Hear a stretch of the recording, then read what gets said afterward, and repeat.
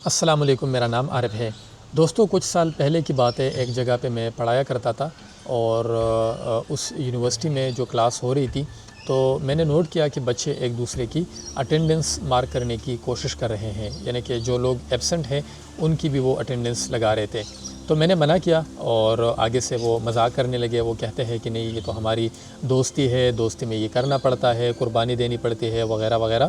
اور جیسے کہ بات مذاق میں چل رہی تھی، میں نے آگے سے ان کو کہا کہ یہ دوستی نہیں ہے کہ آپ کوئی نہیں آیا اور آپ اس کی جگہ پہ اٹینڈنس مارک کریں۔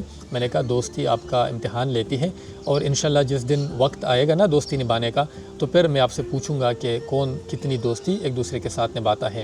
تو خیر یہ باتیں تھی، یہ مذاق میں کلاس میں چل رہی تھی اور پھر وہ کلاس ختم ہو گئی۔ پھر کچھ اور دن گزرے، ویکس گزرے، اور پھر ایک دن ایسا ہوا کہ اسی کلاس کا ایک بچہ تھا، اس کو باہر مار پڑی، اور جنہوں نے مارا وہ دو لڑکے تھے، کسی اور جگہ سے آئے تھے، اور جب چھٹی ہوئی انہوں نے اس کو پکڑا اور وہ مارتے رہے اور اتنا مارا کہ وہ ہاسپٹل پہنچ گیا۔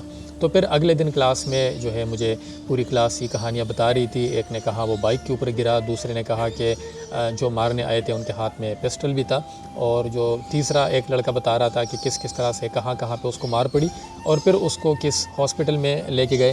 تو یہ ساری کہانیاں جو ہے وہ مجھے سنا رہے تھے، اور پھر ایک دم مجھے یاد آیا۔ پھر میں نے ان سے پوچھا کہ آپ لوگ تو بڑا کہتے تھے کہ ہماری دوستیاں ہے، تو یہ آپ کا کلاس فیلو تھا، جو لڑکے آئے تھے وہ ان نون تھے، وہ باہر سے کہیں سے آئے تھے، تو آپ پوری کلاس مل کے ان دو لڑکوں کو نہیں سنبھال سکتے تھے؟ یا چلے آپ وہ نہیں کر سکتے تھے تو کم از کم اپنے دوست کو تو بچا سکتے تھے، وہ یعنی کہ اس میں بیچ میں آپ آ کے وہ آپ اس کی حفاظت کر سکتے تھے۔ اور پھر جیسی میں نے بات کی تو آگے سے کہنے لگے کہ نہیں نہیں، یہ تو ہم وہاں سے دور تھے۔ دوسرے نے کہا کہ جب میں پہنچا تو جھگڑا ختم ہو گیا تھا، اور پھر اس طرح کے وہ بہانے بنانے لگے۔ خیر مجھے سمجھ آ گئی تھی کہ وہ کیا ہوا تھا اور کس طرح سے ہوا تھا۔ تو آج یہ واقعہ مجھے جو ہے بڑے عرصے بعد دوبارہ یاد آیا۔ ایک نیوز میری نظر سے گزری شیر افضل مروت کی، اور وہ بڑی انٹرسٹنگ ہے، وہ آپ کے ساتھ میں شیئر کرتا ہوں۔ شیر افضل مروت صاحب کہتے ہیں کہ نواز شریف واحد شخصیت ہے جو پاکستان کو بحران سے نکال سکتے ہیں۔ نواز شریف کی اڈیالہ جیل جانے کی دیر ہے اور سارے معاملات ختم ہو جائیں گے۔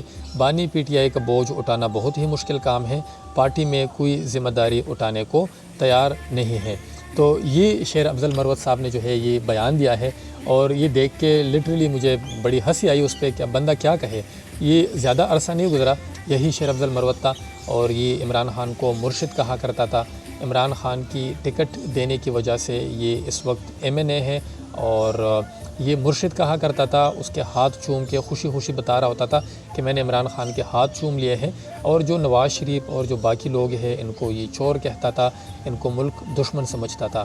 تو کیسے اب جب عمران خان کے اوپر سخت وقت آیا ہے اور بظاہر کوئی رستہ اس وقت نظر نہیں آ رہا، تو کیسے اب یہ کہہ رہا ہے کہ جو نواز شریف ہے وہ چیمپئن ہے، وہ بہت اچھے ہے اور وہ یہ کام کر سکتا ہے، اور اب جو عمران خان ہے تو اس کا بوجھ اٹھانا اب ان لوگوں کے لیے مشکل لگ رہا ہے۔